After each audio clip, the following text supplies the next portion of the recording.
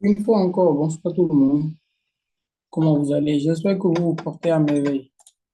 Nous voici cette fois-ci réunis pour la seconde séance, c'est-à-dire pour une mise à jour pour la revue hebdomadaire comme on l'a toujours fait. Comme il a d'ailleurs été fait le week-end passé, c'est-à-dire le dimanche dernier à 15 heures. Cette fois-ci, nous allons continuer à faire une mise à jour des plans pour pouvoir continuer, mettre à jour le plan et se dire ce qu'on pourrait suivre comme objectif ou comme raisonnement au cours de notre semaine de trading. Voilà, donc pour commencer, nous devons commencer par le DXY comme on l'avait fait au cours de l'autre séance. Voilà. Donc ici, j'irai en unité de temps journalière, je pense, une unité de temps journalière pour qu'on puisse voir ensemble. Selon les prévisions au cours de la semaine, c'est-à-dire pour les prévisions au cours de la semaine pour le DXY, qu'on avait prévu en quelque sorte ça, c'est-à-dire le prix devait, excusez-moi, je ne suis pas un peu à l'aise.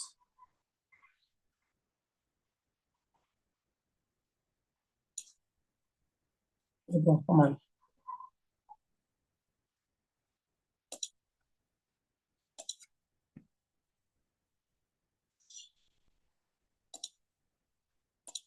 Les mises à jour de Zoom dérangent beaucoup. C'est pas grave, c'est bon. Voilà. Donc, on avait prévu au cours de la semaine une baisse, c'est-à-dire un retracement. Dès que le prix fait le retracement dans la zone, on va pouvoir prendre pour redescendre. Et malheureusement, tout au long de la semaine, pour ceux qui ont pu suivre un peu le raisonnement, c'est-à-dire, au début, ça a commencé. L'actif a commencé à générer, c'est-à-dire, ça donnait des confirmations en quelque sorte dans la zone. On essayait de prendre position, on entrait, mais ça n'allait pas. C'est-à-dire, on pompait, on entrait, mais ça n'allait pas. Ici, par exemple, je pense, si j'ai bonne mémoire, c'est jeudi ou vendredi, où j'avais une confirmation, c'est-à-dire, j'avais la configuration quelque part ici. Sur le début, j'ai tenté, ça a baissé un peu. Quelques minutes après, c'est reparti. Et là, nous voici, paf, on a eu un essai qui a été pris. Donc, pour ceux qui ont démarré, ces personnes-là allaient constater que c'était bon, ça avait très bien commencé, mais ça n'a malheureusement pas très bien fini en raison des nouvelles économiques qu'il y avait au cours de la semaine. C'est-à-dire, on avait parlé du PIB le jeudi, si j'ai bonne mémoire. On avait parlé du PIB qui devait être aussi, voilà, il y avait de ces choses qui avaient impacté notre analyse au cours de la semaine sur le DCY. Mais néanmoins, pour quelqu'un qui était vraiment resté patient, cette personne-là allait chercher de concrètes confirmations pour pouvoir entrer. Allait chercher de concrètes confirmations pour pouvoir entrer. Donc, jusqu'à présent, sur le DCY et sur le OIS, le raisonnement ne change pas. C'est-à-dire qu'on va toujours rester baissier, on va viser des opportunités à la baisse. Parce que j'ai expliqué au cours de l'autre revue comment les choses allaient se passer. J'ai essayé d'expliquer un peu, voilà, ce qu'on fait la politique monétaire et tout. Ça ne va pas varier. Ça ne va pas varier. On va toujours rester baissier. On aura toujours des prévisions baissières. Mais juste qu'il faut voir au cours de la semaine s'il n'y a pas des nouvelles qui vont dominer. S'il y a des nouvelles qui vont dominer dans le sens de la hausse avec des prévisions haussières, on pourra peut-être aller chercher le prochain, je dirais, la résistance ou celle qui est ici quand même, entre les deux, une quand même. Mais bon, je ne suis pas sûr parce qu'on va voir. Et aussi, premier vendredi, c'est-à-dire premier vendredi du mois. Le NFP c'est vendredi prochain. Donc là, je dirais même en quelque sorte que nous sommes sur une zone d'opportunité parce que nous avons le prix qui touche déjà une ligne de tendance. Il y a une opportunité pour nous. C'est une très belle zone d'opportunité. Donc, on pourrait bien sûr attendre une confirmation et pouvoir reprendre le trade quand même. Mais j'ai dit au cours de l'autre revue que nous ne traitons pas le DCY, c'est-à-dire on ne prend pas de position sur le DCY. On se sert simplement de ça pour pouvoir faire une analyse. C'est ce qui a été dit au cours de l'autre séance, si j'ai bonne mémoire. Donc, pour ceux qui n'ont pas suivi, la vidéo est toujours disponible sur YouTube, vous pourrez toujours le voir. Mais quand même, tous les plans ont été déclenchés. Mais les nouvelles de la semaine ont fait que bon, on n'a quand même pas eu un scénario, c'est-à-dire des choses qui étaient vraiment agréables. Donc, techniquement, voilà ce qui était prédit, voilà ce qui est prédit. On va simplement ici, je pense,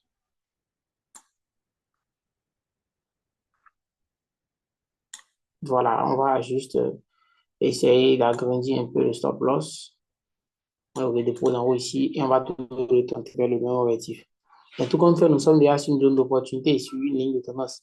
Donc, il va falloir attendre des confirmations pour pouvoir rechoper le trade, pour pouvoir reprendre les parties. Vu que selon la politique monétaire, le moins baissier domine, on ne va que poursuivre ce sens, on ne va pas varier de raisonnement. Voilà, c'est en quelque sorte un peu ça.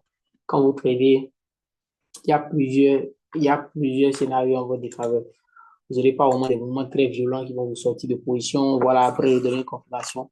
Mais ne vous découragez pas. Du moment où vous faites bien les choses, soyez juste patient, le prix va partir. Voilà. Donc, je lance rapidement le partage pour la fenêtre voilà, du calendrier économique. On va tous voir. Donc, pour le calendrier économique, ça dit pour investir au cours de la journée de demain, c'est-à-dire lundi, toute la journée fériée, c'est une journée de travail.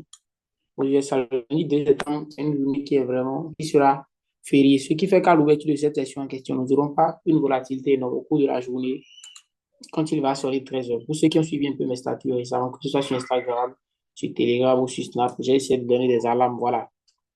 À l'ouverture donc, de cette session américaine, nous n'aurons pas de volatilité, de forte volatilité. Je vais pas dire pas de volatilité, mais de forte volatilité pour ce qui va concerner le dollar américain. Donc, on va voir au cours des autres jours.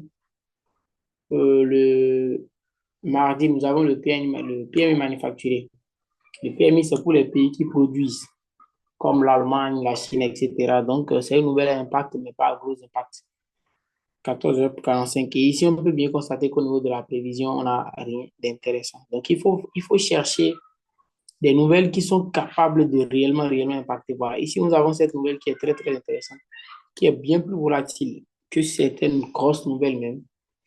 Le rapport de Gillotte pour les emplois, on peut bien voir qu'une baisse a été prévue. On va passer de 8,184 millions à 8 millions au niveau de l'emploi. Donc, on a moins d'emplois créés, ce qui ne favorise donc pas le déficit grec. Notre raisonnement il reste valable. Et tout ça à partir du mardi. Voilà, en dehors de ça, nous avons l'ADP, la création d'emplois non agricoles. Beaucoup confondent ça à l'NFP, mais ce n'est pas l'NFP. L'NFP n'est publié que le vendredi, le premier vendredi du mois. Donc, c'est la création d'emplois dans le secteur non agricole. Ce n'est pas ADP. C'est pas ADP. Donc, faites attention, ne confondez pas ça à l'NFP. C'est vrai que lui aussi, il engendre de la volatilité, mais pas comme sur l'NFP. Voilà. Donc, en dehors de ça, nous avons l'indice du PMI, inscription hebdomadaire au chômage, voilà, sans aucune prévision des stocks. Au niveau du stock de pétrole, vous voyez pas mal au cours de la journée de jeudi, je pense que ceci pourrait quand même. Mais bon, si le plan se déclenchait, c'est-à-dire si la confirmation était donnée dès mercredi, on avait déjà une volatilité aucun entrée, je pense que ça serait suivi. Il faut toujours se baser sur la grande nouvelle en vue, c'est-à-dire le grand objectif que vous visez. Dès que vous entrez tôt, même quand il y a publication donc, de cette nouvelle-là et que ça passe sur les chiffres, c'est bon. Et que ça passe sur les chiffres, c'est bon. Ça évolue donc très, très, très facilement. Le but, c'est de pouvoir entrer tôt et maintenir sur un trade pendant longtemps. Donc, le vendredi, nous avons le salaire moyen. Le salaire moyen ici, bon, le salaire moyen mensuel du mois d'août. Voilà, la création d'emplois dans le secteur non agricole. Voilà, l'NFP en question. Donc, au niveau de l'emploi, on a le taux de chômage ici, création. Voilà, là, voilà le NFP ici, hein. Faites un peu attention.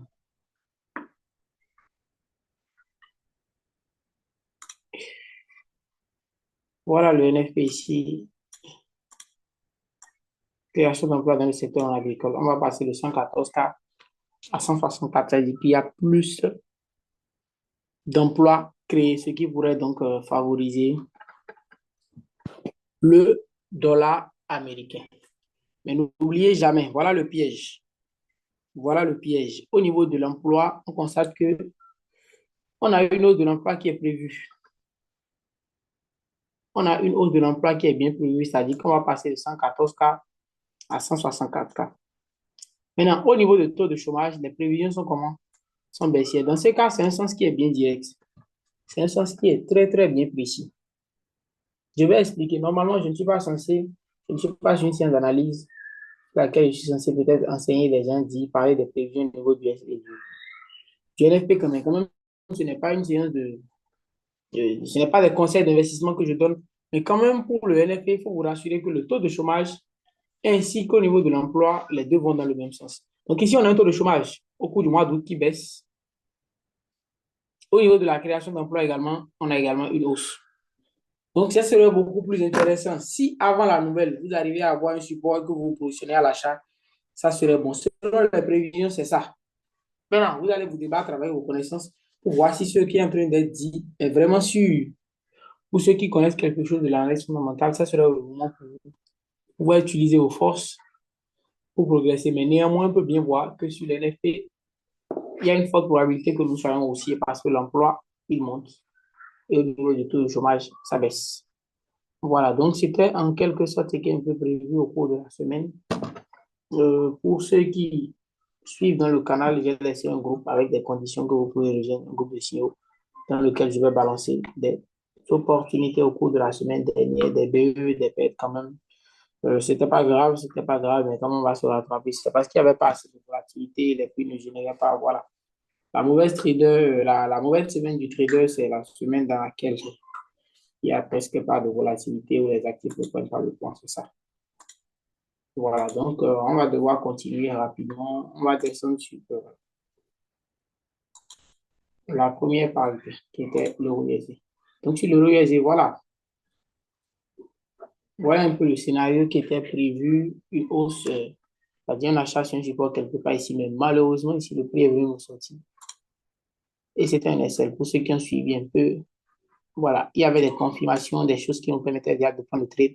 On a pris un peu, on avait une hausse en scalp. Pour ceux qui sont restés en scalp, c'est des personnes qui pouvaient faire des deux, voilà, c'est-à-dire des clôtures partielles. Moi, je n'ai pas pris de TP, rien que de clôture partielle parce que j'allais avec des lots un peu plus exorbitants, voilà et tout. Donc, au cours de la semaine, c'était vraiment chaud. Et celle sur l'euro USD. Mais quand même, le raisonnement, il ne change pas. Le raisonnement, il ne change pas. On va vérifier si le prix est dans une zone fibreuse.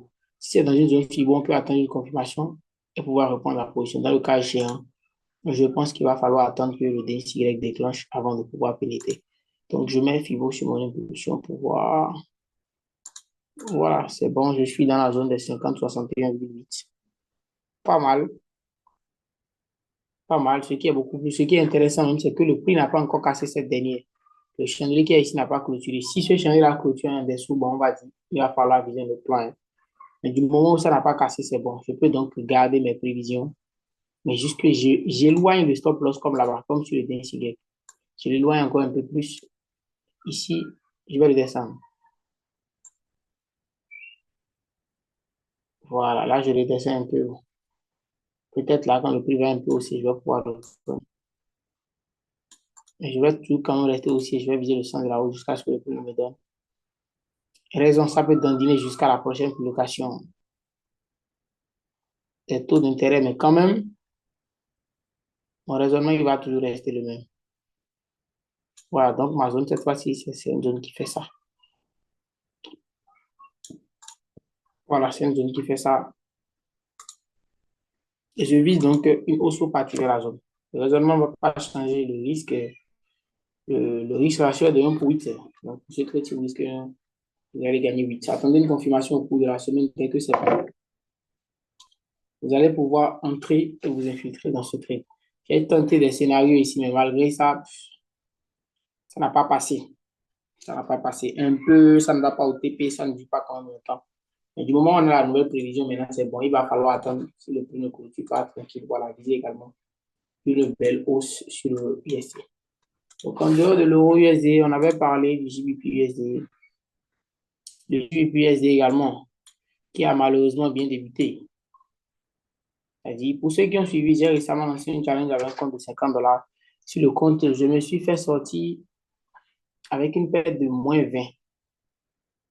Moins 20. Parce que sur le JBP, j'ai pris des positions. Quand j'ai laissé en swing, j'ai sécurisé, je suis parti. Quand j'ai sécurisé, le prix est revenu au point d'entrée. Dès qu'il était revenu, je suis automatiquement, je me suis automatiquement précipité. Je me suis entré parce que je m'attendais à une réaction après nouvelle. Mais malheureusement, la réaction après nouvelle n'a pas marché. Le prix a foncé dans cette baisse. ce qui n'était vraiment pas rentable pour moi. Ça fait que bon, j'étais obligé de sortir les positions.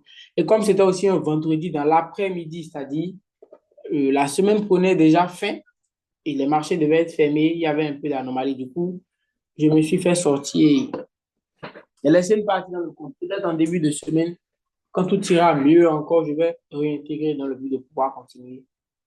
Voilà, puis c'est bon, tout se dessine, on peut bien voir ces choses. Donc, sur le JPS également ici, SL également. Un SL, ici, ça a cassé les 50-61 en raison de la volatilité sur l'actif.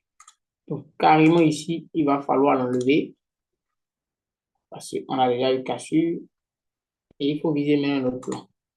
Si nous allons devoir viser un autre scénario maintenant, je pense que ce serait celui-ci, hein. On va carrément devoir rester patient parce que ici, je ne vois pas deux clés ou deux sommets qui me donnent vraiment une certitude, mais je peux aller à un unité inférieur pour voir s'il y a possibilité. Est-ce qu'il y a une possibilité ici?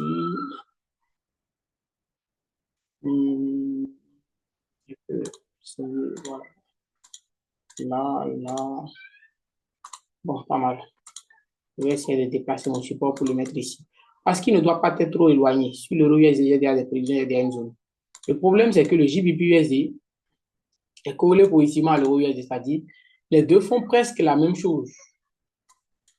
Les deux font presque la même chose, mais juste qu'il y a un qui est plus volatile que l'autre. Il y a un qui est plus volatile que l'autre. Ce qui fait qu'il y a un qui ne donne pas des confirmations assez claires avant de démarrer dans ce moment. Pour ceux qui traitent très souvent, vous allez constater que soit le mouvement tarde, soit ça vient plus tôt, c'est-à-dire la confirmation peut venir un peu plus tôt ou la confirmation vient un peu plus tard, mais quand même, ce n'est pas normal comme sur les autres. Et c'est valable également sur l'USD-JPY, sur ces articles en question. Vous devez rester câblé. Vous devez comprendre ça quand vous êtes trader. Donc, sur le JPY, je peux attendre que le prix revienne peut-être dans la zone en bas ici pour pouvoir reprendre. Mais quand même, pour ceux qui sont dans le groupe de signaux, vous serez informés. Parce que je vais suivre les pertes qui ont été faites au cours de l'autre semaine. On doit les combler cette semaine. C'est important. Donc, je vais suivre avec les plans. Et voici oublié de laisser également le côté repos que je disais, hein. Et je vais catégoriquement devoir suivre pour voir comment les choses vont se passer. Donc, sur l'euro USD, le scénario reste de baisser, mais on descend sur un support encore un peu plus bas. Voilà, en dehors de ça, on avait parlé de l'USD-CHF et de l'USD-JPY. Voilà, sur l'USD-CHF, voilà encore des scénarios qui sont en défaveur du trader. On avait prévu une baisse, voilà, hein. C'était ça. Arrivé ici, il y avait une confirmation là. La confirmation en 4 heures sur le chandelier.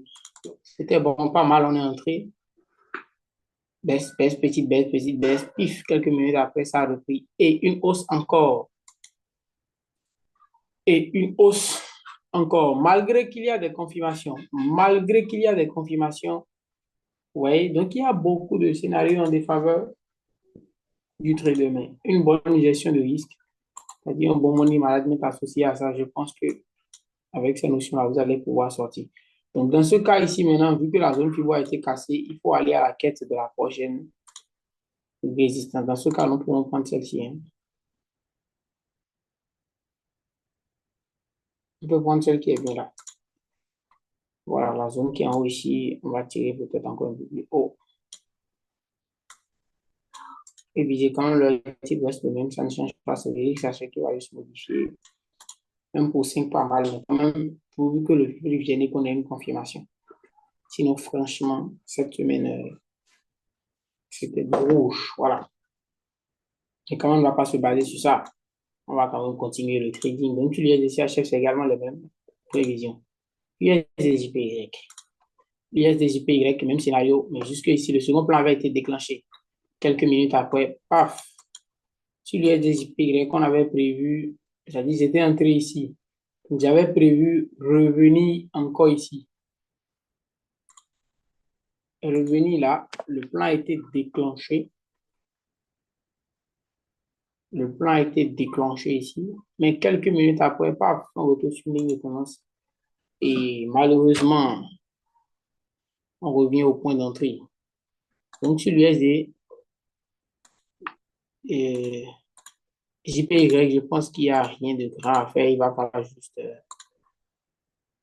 revenir, hein. Et je vais mettre le tout. Voilà, il va falloir revenir aux premières prévisions, c'est-à-dire, si le cours revenait dans la même zone qu'en haut, on allait pouvoir chercher une prise de position, bon, une confirmation pour entrer, hein. Mais bon, on espère trop de zigzags, trop de zigzags, trop. Parce qu'il y a une politique monétaire qui va se changer. Donc, du coup, ce n'est pas une période qui sera vraiment aussi favorable. On a raison, mais quand même, on va l'entrer, on va correctement gérer. Donc, peut-être que quand le prix va revenir, ici, c'est une zone FIBO, hein, je pense. On va chercher peut-être une entrée dans la zone, voilà, les trucs et tout. Et on va balancer. On s'est fait avoir parce que la semaine, c'était une semaine qui était bizarre. On a l'application des nouvelles, voilà. Je pense que les prochains taux d'intérêt, c'est le 18. Je vais relancer le partage. Et on va voir cette mètre peut durer combien de temps. Encore, parce qu'on ne sait pas. La semaine prochaine, voilà, donc la semaine du 10, ça sera une semaine vraiment chargée, hein.